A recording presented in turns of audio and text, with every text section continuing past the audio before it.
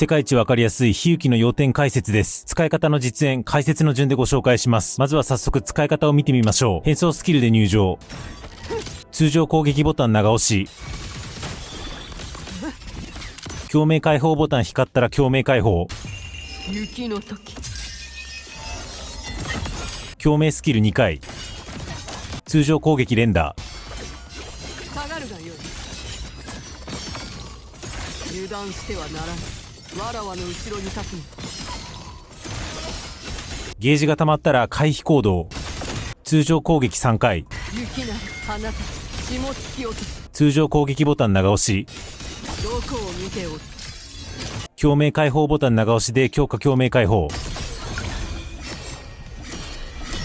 舞い散る桜よ、すべてわらわのもとに。音階スキル。収装スキルで交代。これで OK です。それでは解説です。比喩記の性能はパッと見は複雑で、新年霊気、居合、彼氏も回帰とかバフやゲージが色々あるんですが、結局、貯めて消費して貯めて消費しての繰り返しなので、実は結構シンプルです。ラハイロイメンバーおなじみの共和破壊関連の効果、なんたらオフセットとかなんたらインターフェアとかのややこい流れもないので、全体の流れが貯めて消費して貯めて消費してだなーということだけまず頭に入れていただければと思います。ではその上で具体的な流れのご紹介。まず変装スキルで入場すると、回路ゲージが3分の2まで溜まって、通常攻撃を連打していると最大まで溜まります。何らかの理由で変装スキルで入場できなかった時は、おとなしく通常攻撃を連打して溜めましょう。回路ゲージが最大まで溜まると、強化銃撃が使えるようになるので、使うと、共鳴エネルギーの溜まり度合いとか抜きに無条件で共鳴解放が使えるようになります。で、使うと変身。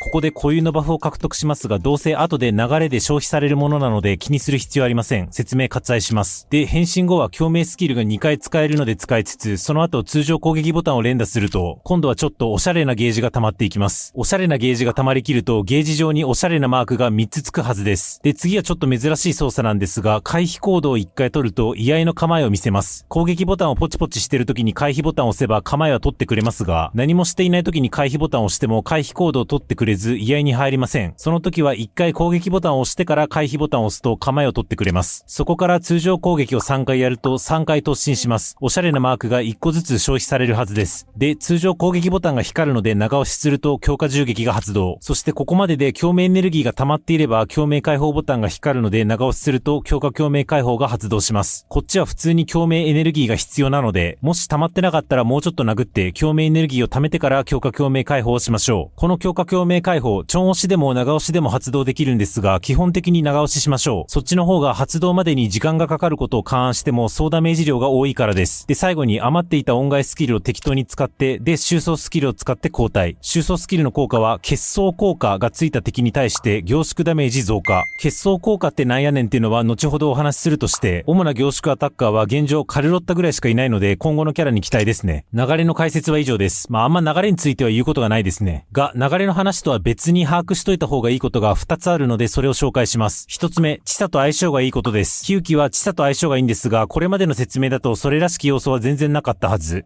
理由スルーして雑に一緒に編成しとくでもいいんですけれども、参考までに相性がいい理由を2点紹介します。1つ目は、結装効果を強化してくれるから。比喩記の収装スキルのところで出てきたやつですね。結装効果って何かっていうと、これ自体は今回追加された比喩記だけに限らないデバフで、結装効果はスタックしていって最大10スタックまで溜まると敵を凍結させられます。一方、凝縮アタッカーである比喩記もこの結装効果を付与できるんですが、名前が微妙に違って結装効果ではなく幻想効果を付与します。正確に言うと、比喩記を編成していると誰が結装効果を与えても幻想効果に変わります。名前こそ違いますが、幻想効果は結装効果の扱いです。なのでさっき収装スキルの効果は結装効果がついた敵に対して凝縮ダメージ増加と言いましたが、比喩記を普通に使ってるとまず間違いなく相手に幻想効果がついてるはずなので、幻想効果は結装効果扱いされるので、ここの部分の条件は問題なく満たしているはずっていう感じです。じゃあ肝心の幻想効果って何なのかっていうと、くっそ乱暴に言うと幻想効果を与える都度追加でダメージを与えるっていうだけです。見てもらうとわかるんですが、比喩記が殴って幻想効果を与えると追加でダメージが発生していますよね。これが幻想効果による追加ダメージです。で、この追加ダメージの量は何に依存するのかというと、